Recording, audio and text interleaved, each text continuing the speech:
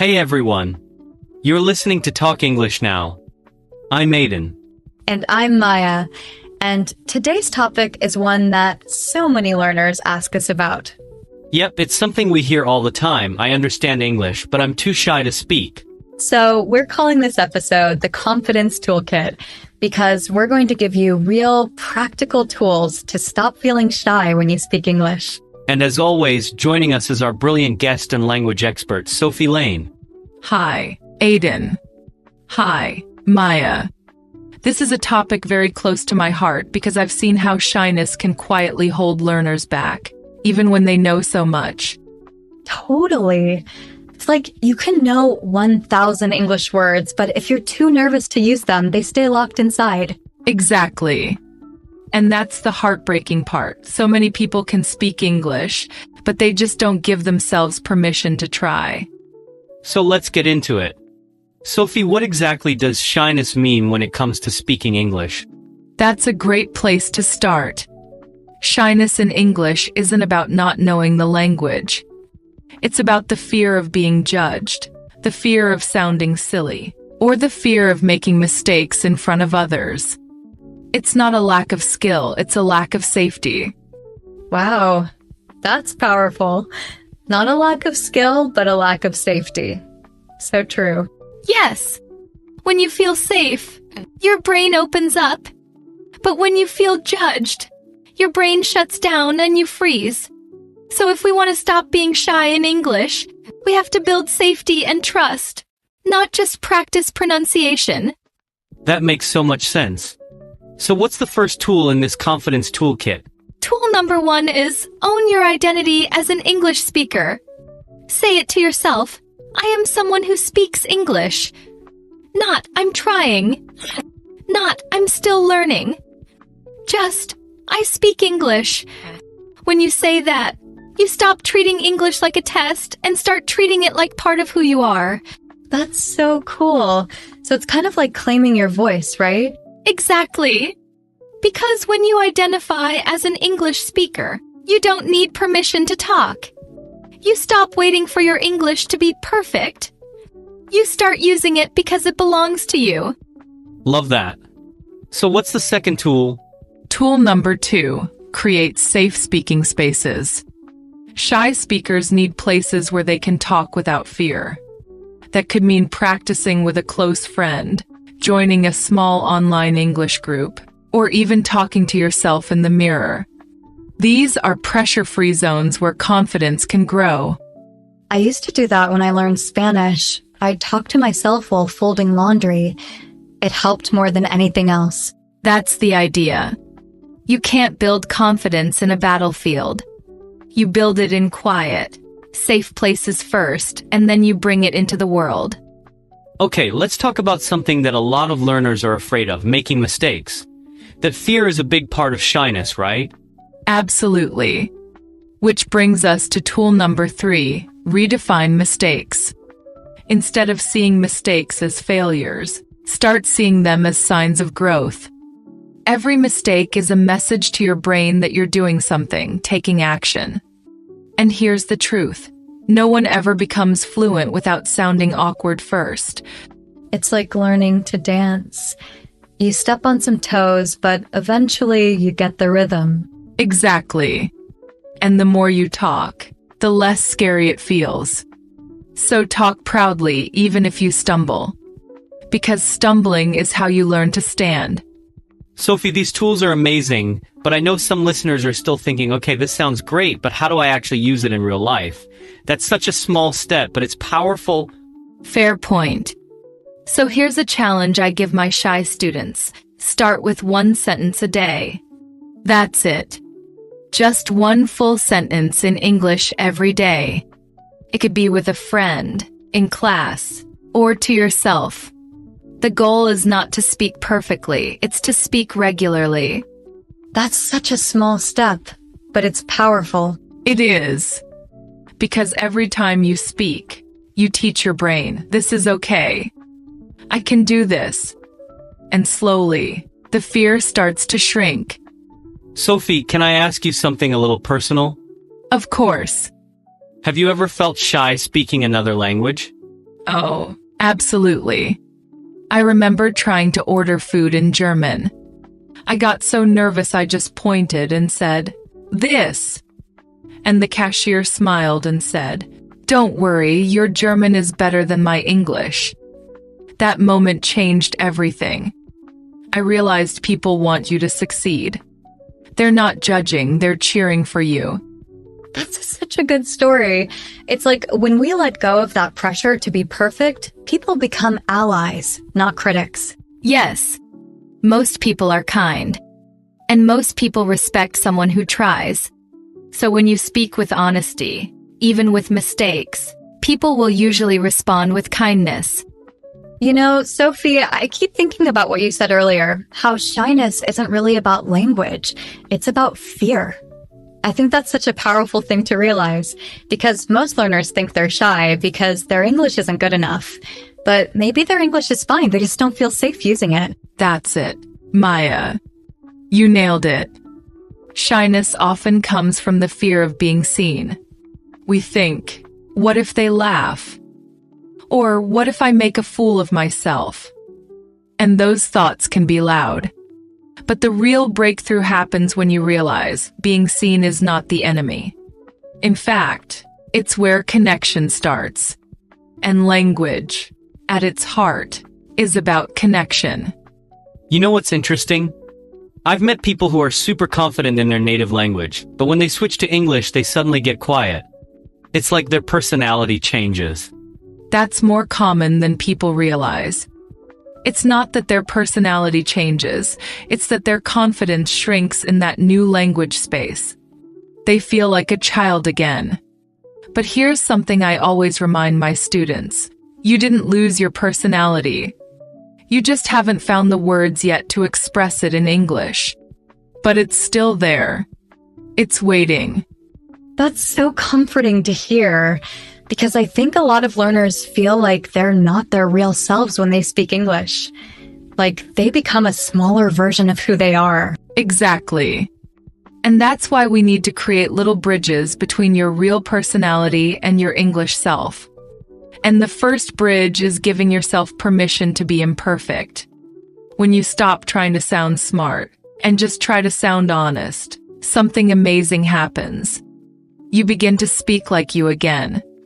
I really love that idea, sounding like yourself. Because fluency isn't about long sentences or big words. It's about being able to say what you truly mean in the moment. Right. And that's the next tool I want to share. Simple, but really powerful. Speak using your own truths. Instead of trying to impress others with perfect grammar, try saying something you actually feel. Like, I get nervous speaking English. Or, I want to be more confident. That kind of honesty breaks the wall that shyness builds. That's so real. It reminds me of a student I had once. She was always quiet in class, and one day she finally said, "I'm afraid you'll think I sound stupid." And the whole class just paused, and one by one, everyone said, "Me too." It changed everything. Suddenly, they all started speaking more. Because someone had broken the ice with honesty. Exactly. That's what honesty does. It melts fear. When you admit you're nervous, the fear loses its power. You make space for connection. And that's what confidence is. It's not the absence of fear. It's the presence of connection. So if someone's listening right now and they're feeling shy, like really shy, what's something they can do today to begin building that connection? Start by speaking to someone who feels safe. That could be a friend, a sibling, even a pet. But say something in English, just one full sentence. It doesn't have to be complicated. It just has to be real. Like, I'm going to practice my English today. Or, I want to stop being afraid of my voice. Say it out loud, not in your head. Your voice needs to hear itself. That's so simple, but it feels powerful, like a quiet little act of bravery. It really is. And here's another tool to keep in your confidence toolkit. Stop correcting yourself mid-sentence. A lot of shy learners stop halfway through a thought and say, wait, I said that wrong. But that interrupts the flow. Instead, just keep going. Finish your idea. Most people understand you, even if the grammar isn't perfect. And even if they don't, they'll usually ask. That's how real conversations work. That's a great point. I mean, native speakers mess up all the time. We repeat ourselves, we forget words, we change what we're saying halfway through. Exactly. Mistakes are not just normal, they're part of the rhythm of real speech. So if you're shy, here's a fun exercise. Watch a native speaker's conversation on a podcast or a TV show and write down every pause and grammar slip. You'll be surprised how messy fluent speaking really is. I think that would make people feel so much better because it removes this pressure to be perfect. That's the goal. Perfection creates silence, but imperfection creates practice. And practice is where confidence grows. You know, one thing I've heard from a lot of learners is that they're not just shy around strangers, they're shy even around people they know. Yes, that happens often. And it's usually because they're afraid of being judged by people they care about. They don't want to look foolish in front of friends or family. But here's what I always say. If someone truly cares about you, they'll be proud of your effort, not embarrassed by your mistakes. And if they do judge you, that's about them, not about your English. That's such an important message because sometimes the people closest to us can make us feel small without meaning to, but your voice still matters. It does. And your confidence doesn't have to wait for someone else's approval. You can choose to build it yourself, little by speaking even when it's scary. And that's what I tell my students. You don't become confident before you speak. You become confident by speaking. That really flips the idea upside down. Most people are waiting to feel brave before they talk. But maybe it's the other way around. It is. You don't wait for confidence. You create it. One imperfect sentence at a time. This is exactly what people need to hear. That it's okay to be scared. It's okay to be shy. And it's okay to speak anyway. Yes. Because every time you speak while feeling nervous, your fear gets a little smaller. And your voice gets a little stronger. And honestly, that's what learning a language is really about. It's not just about words. It's about courage. You know, I'm just sitting here thinking, how many people are out there holding back everything they want to say, not because they can't, but because they think they shouldn't? So many, Maya. I've worked with learners who had amazing ideas, kind hearts, brilliant stories. But when it was time to speak in English, they shut down. Not because they didn't know the language, but because somewhere along the way, someone or something taught them to be afraid of their own voice. That's heartbreaking. And I think a lot of people don't realize how much damage one tiny moment can do. Like one time someone laughed, or corrected them too harshly, or gave them a weird look. Exactly. That's all it takes to build a wall of silence. But here's the truth. If one small moment can make someone feel unsafe, then one small moment of kindness or courage can start healing that too. That's why this toolkit matters so much. It's not just about speaking, it's about rebuilding trust with yourself. And that trust doesn't have to come from big dramatic speeches. It can come from whispering a sentence when no one's around, or daring to speak up in class, even if your voice shakes a little. Yes. Every small act of bravery counts. And actually, here's another tool that really helps. Choose your first words carefully. I don't mean you have to plan your sentence. I mean, when you enter a conversation, use a phrase you're comfortable with. A soft opener like, "Can I share something?" Or, "I have a thought." It gives your brain a path. It's like opening a window before stepping outside. That makes total sense. Because the scariest part is always the beginning. But once you get the first few words out, it gets easier. Exactly. That first sentence is the bridge. After that, the rest tends to flow. So having a few gentle, familiar phrases you can lean on makes a big difference. I used to have one. This might sound silly, and I'd say that before anything I was nervous to say. It helped me so much because it made space for imperfection. That's a beautiful example. You're giving yourself emotional permission. And you're signaling to the listener that you're being honest, not trying to perform. Let's talk about voice too, because I know a lot of people who feel shy also speak really quietly, like they're trying not to disturb the air around them. That's very common. It's like they're apologizing for existing. But here's something important. When you speak softly out of fear, you're telling your nervous system that it's not safe to take up space, and that keeps you stuck in a small shell. So one of the most powerful confidence tools is this. Say your sentence just a little louder than you think you need to. Not shouting. Just enough to feel like your voice belongs in the room. That one sentence alone might change someone's entire day. Because when you hear yourself speak with a bit more volume, it suddenly feels real. Yes. And that sound, your own voice, steady and clear, it sends a message back to your brain. Hey, we're okay. We're allowed to speak. It's like a loop. The more you hear your own confidence, the more you start to believe in it. That's incredible. And I think some learners are waiting for that belief to show up first. But like you said before, it comes after the action, not before it. Right.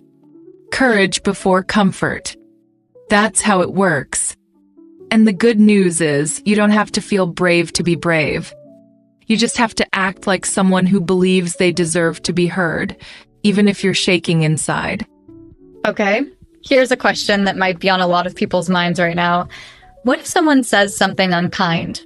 Like if they laugh, or make a face, or criticize your accent? That's a tough one. Because, unfortunately, it does happen. And it can really hurt. But here's the tool: separate their reaction from your worth. If someone laughs or mocks your English, that doesn't say anything about your intelligence or ability. It says something about their character. Not everyone will be kind, but your confidence doesn't have to be built on their approval. That's so empowering. Because it means you don't have to give them the final say. Exactly. And you don't have to keep replaying that one moment in your mind. You can acknowledge it, feel the sting, and then move forward. The more you speak, the more positive experiences you collect, and those begin to outweigh the negative ones. So it's not about never being hurt. It's about not letting one moment define your whole journey. Yes. And here's something else that helps: talk to other learners. When you realize that almost everyone feels this fear at some point, it becomes less personal. You're not broken. You're not alone. You're part of a big, brave group of people learning to speak in a new voice. I love that. It turns the experience into a shared one. Like, hey, we're all figuring this out together. Exactly. And that shared feeling builds support, not shame. So whether you're in a classroom, an online forum, or a language group, find your people. Speak around people who cheer you on. It makes all the difference. And if you don't have anyone around to practice with? Then start with yourself. You can speak into a voice recorder. You can narrate your day in English. You can even read out loud with emotion. Because the goal is to hear your voice, to feel your mouth move, to let the words become natural. That's the training. And it works, even when no one else is around. It's really encouraging. It gives a lot of people feel stuck just because they don't have a partner or a teacher. You are your first partner. And your voice is enough to begin. Okay, we've talked about so many incredible tools so far. Using honest openers, speaking with a little more volume, separating your worth from people's reactions. But if you had to sum it all up in one sentence, what would you say? I think I'd say this. Confidence is not something you wait for. It's something you build by showing up for your voice every day. That's beautiful. And it's true for everything in life, really. But especially for language. You don't need to be the loudest in the room. You just need to stop hiding from yourself. Yes. Let your voice be small, if that's how it feels. But let it be yours. Let it exist. Let it grow. If you're listening right now, we just want to remind you, your voice matters even if it trembles. You don't have to be fluent to be worthy of being heard. And you don't have to be fearless to be brave. Exactly. Speak softly. Speak slowly. Speak imperfectly, but speak. That's how you stop being shy. Not by waiting for courage, but by choosing it in small, honest moments. You know, just sitting here having this conversation, I'm reminded of something, how powerful it is when someone simply tells you it's okay to speak, not just in English, but in life. Like, really gives you permission to take up space. Yes, and for so many learners, that permission has been missing for a long time. They've been told, maybe not directly, but through little looks or long silences, that their voice doesn't belong. So they shrink, and they stay quiet. Not because they don't want to speak, but because they're not sure they're allowed to. And that silence builds up over time. It becomes part of the habit. You start avoiding situations where you might need to speak. You rehearse conversations in your head but never say them out loud. And it just gets harder to break that pattern. Exactly. That's why the final tool I want to share in this toolkit is one of the most important. It's this: stop asking for permission to be yourself in English. You don't need to speak like a native to sound like you. You don't need perfect grammar to say something meaningful. You just need to show up every day as the person you already are. Because the person you are is enough. That's such a healing message, especially for people who have been taught to stay small, to wait, to stay quiet until they get better. And here's the thing, they're already good enough to begin. I've seen people with very basic vocabulary say the most moving, powerful things. Because they spoke with heart. They spoke honestly. And that's what makes language come alive. And the more you do that, the more you speak from that honest place, the more the fear fades away. Not all at once, but little by little. Yes. That's exactly how it works. Confidence isn't a wall you climb. It's a path you walk. And some days, you might take a big step. Other days, just a few inches. But you're still moving. And that movement matters. And what about the days when someone feels like they've gone backwards? Like, I was starting to feel better, but today I froze again. That's part of it. That's not failure, that's learning. Confidence is not a straight line. It's more like waves. Some days you'll feel brave and free. Other days, the fear might come back. But here's the difference. Now, you know what to do. Now, you have tools. You can say, okay, I'm nervous, but I've been here before. And I survived. And I'll try again. That's the real win, not never being afraid, but knowing how to move through it. Exactly. You become your own guide. And slowly, your brain stops treating English like a threat. It starts seeing it as part of your world. Something familiar. Something friendly. I really believe that the way we feel about a language changes how we use it. If you feel ashamed or scared, it'll always feel hard. But if you feel welcome, supported, even just neutral, it starts feeling natural. That's absolutely true. That's why I always tell learners to create emotional safety around English. Use words that comfort you. Practice in cozy spaces. Be gentle with yourself. Don't make English the enemy. Make it your friend. Let it sit beside you, not above you. That's such a different picture than how most people think of language learning. Usually it's about drills, corrections, rules, red pens. And that's fine for structure. But for confidence, you need warmth. You need kindness. You need space to try without judgment. That's where the real fluency starts, not in your grammar book, but in your chest. So for someone who's been shy their whole life, maybe in English, maybe even in their native language, what's one thing they can say to themselves today to begin the shift? I'd say this: I don't have to be loud. I just have to be here. That's it. You don't need to be the most talkative, the fastest, the smartest. You just need to be present. With your thoughts, with your voice, with your effort. That presence is powerful. And it's enough. That might be the most calming, encouraging thing we've said all day, because I think a lot of shy people worry that they have to become someone totally different in order to speak well.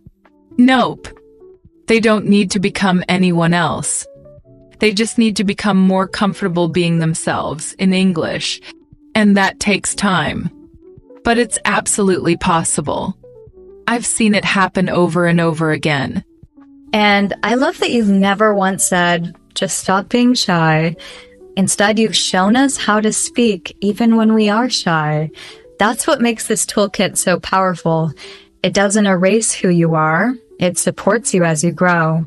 Thank you, Maya. That means a lot. Because I really believe this: shyness is not a weakness. It's a signal. It just means your voice wants to come out, but it needs kindness first. So to everyone listening, maybe you've been quiet in class, or maybe you avoid talking at work. Maybe you rehearse your English in your head but never say it aloud. We want you to know you're not broken. You're not behind. You're just at a quiet part of your journey. And your journey is still valid, still worthy, still full of potential. One brave sentence at a time. You can start today. Say one thing out loud. Even if it's small. Even if it's messy. Even if no one hears it but you. That counts. That matters. And if no one's ever told you this before, we're telling you now. You're allowed to speak. You're allowed to try. You're allowed to be shy and brave at the same time. So go ahead. Let the world hear your voice. The real one. The soft one. The strong one. The growing one. Because your words don't need to be perfect to be powerful. They just need to be yours. We're so proud of you for listening, for showing up, and for giving your voice a chance today. And we'll be right here every step of the way. Until next time, keep speaking, keep growing, and keep trusting your voice.